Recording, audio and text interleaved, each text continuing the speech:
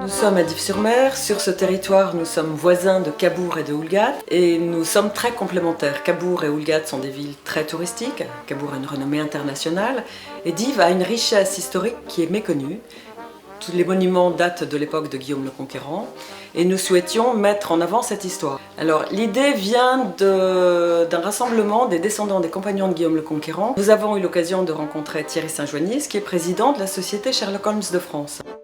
Conan Doyle avait un ancêtre qui était un compagnon de Guillaume le Conquérant, puisque le nom d'Ouilly figure sur la liste des compagnons de Guillaume le Conquérant. Les fêtes médiévales du mois d'août, c'est le grand moment de l'année, donc elles auront lieu le 7, 8 et 9 août 2016. Et on répartit les activités sur les 3 communes. Cabourg aura la partie cavalerie, Dives aura la partie descendant des compagnons de Guillaume le Conquérant et la logistique du départ, tous les préparatifs du départ qu'on va essayer de reconstituer.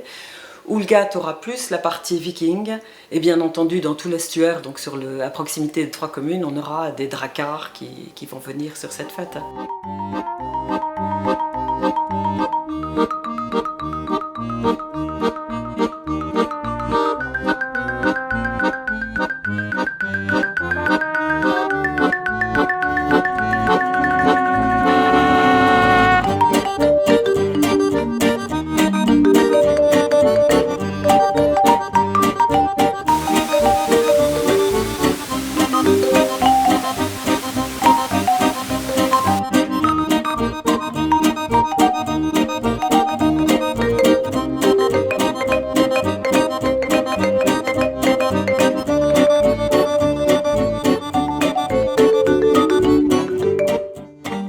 Je vais essayer de vous présenter cette société.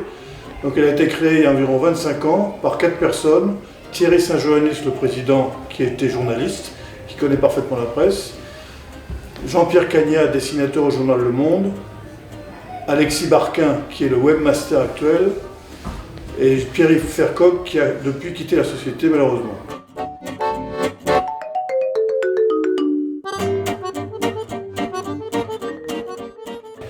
Sherlock Holmes, vous ne l'ignorez certainement pas, est le personnage au monde, le personnage de fiction le plus représenté au cinéma, et il est mondialement connu. Alors c'est une société extrêmement créative, il y aura notamment un jeu de piste très élaboré, il y aura une venue de la société Sherlock Holmes en costume victorien.